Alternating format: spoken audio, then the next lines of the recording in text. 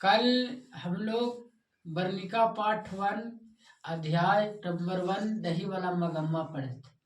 आज वर्णिका पाठ 2 ढाती विश्वास पढ़ना है, जिसका लेखक है सात कोड़ी होता।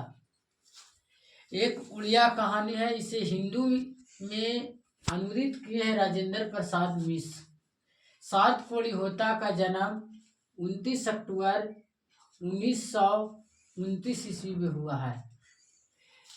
एक घर में एक लक्ष्मण और एक लक्ष्मी, और लक्ष्मी का 4 बच्चे थे, 2 लड़का और 2 लड़की। लक्ष्मण का पत्नी का नाम है लक्ष्मी और लक्ष्मी का पति है लक्ष्मण, जो कलकत्ता में काम करते हैं। लक्ष्मी बहुत गरीब परिवार की एक महिला है, औरत है। लक्ष्मण कलकत्ता में काम करते थे, तो उनका सही से भरण पोषण खान पान बढ़िया तरीका से नहीं हो पाता था। तब घर का खर्चा चलाने के लिए लक्ष्मी खुद अपने आप से तहसीलदार साहब यहाँ काम करती थी और अपना भरण पोषण करती थी। लक्ष्मी का बड़े लड़के का नाम है अच्युत, उसका 2 लड़की है और एक लड़का है जो महज 1 वर्ष का है। लक्ष्मी के पूर्वजों ने 1 बीघा जमीन छोड़ दिए थे। लक्ष्मी उसी 1 बीघा में अपना सभी बच्चों के साथ खेती गृहस्थी करने का काम करती थी। एक बार की बात है कि उसी गांव में, जिस गांव में लक्ष्मी रहती थी, बहुत भयानक तूफान आया था, जिसको उसका फसल धान नष्ट हो गई थी। फिर उसके बाद एक बार और सुकाड़ आया, जिसमें भी फसल खराब हो गई। फिर उसके बाद बरसात आई, पानी हुआ, पूरा फसल फिर नष्ट हो गई। फिर उसके बाद लगातार 30 दिनों तक बारिश चलता रहा। तो एक बार भयानक बाढ़ आया था उस गांव में। उस गांव में और लक्ष्मण का घर फूस पतई का था, जो देवी बांध के नीचे था।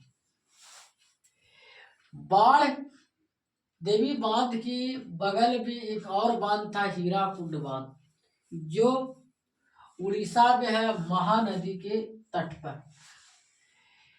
पानी लबलबा उठी थी, भर उठी थी, तो बांध टूटने ही वाला था। तो उसी गांव का एक लड़का था, जिसका नाम था गुणनिधि, जो स्वयं सेवक नाम के गठन की स्थापना की थी और अपने सहयोगी के साथ हीराकुंड बांध पर उस बांध को पानी को रोक रहा था। उसी समय एक और व्यक्ति थे, जो उस गांव का सरपंच थे। सरपंच साहब ने गुणनिधि से बोले कि अगर बाढ़ का पानी ज्यादा हो जाएगा तो हमको सूचना शीघ्र ही देना। तब गुणनिधि ने सरपंच को सूचना दी।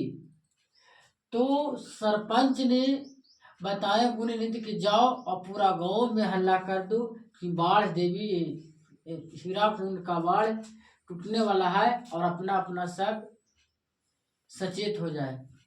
तब उसी समय जो लक्ष्मी थी, अपना भैंस और 2 बकरी को खोलकर अपना जितना भी सारा सामान अर्तन बर्तन सब बोरा में लेकर धीरे धीरे सब लोग, गांव के लोग, टीले की ओर जा रहे थे।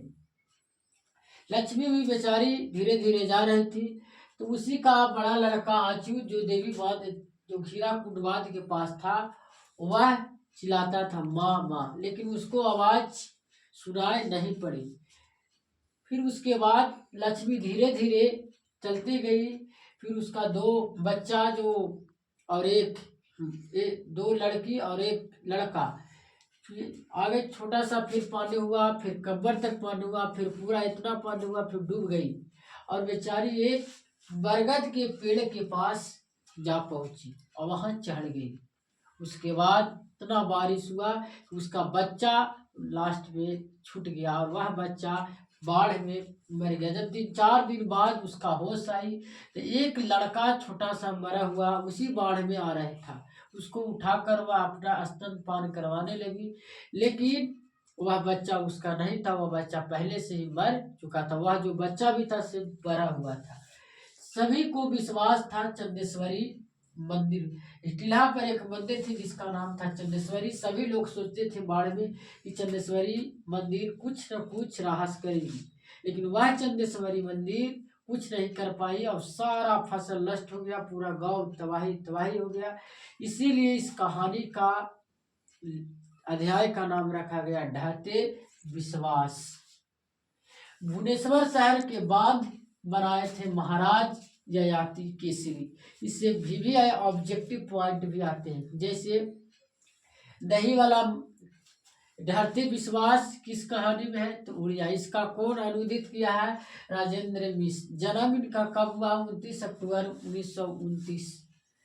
लक्ष्मी कहाँ काम करती थी तो तहसीलदार के यहाँ। लक्ष्मी के पति कौन है तो लक्ष्मण। लक्ष्मण कहाँ काम करते थे? कलकत्ता में। लक्ष्मी का बड़े लड़का का क्या नाम था? आचू। गांव में पढ़ा लिखा लड़का कौन था? गुणनिधि। गुणनिधि ने किसको सूचना दी कि बाढ़ की पानी आ गई? सरपंच को। सरपंच ने किसको बोले कि जाओ पूरा गांव में हल्ला कर दो? तो गुणनिधि को। देवी बांध के किनारे किसका घर है तो लक्ष्मी का। हीराकुंड बांध किस नदी पर है? महानदी पर। चंदेश्वरी मंदिर कहाँ है? टीला पर। सभी लोग कहाँ भाग कर चले गए थे तो टीला पर। हीराकुंड बांध के नीचे ही लक्ष्मी जी का ससुर दबकर पत्थर से मर गए थे।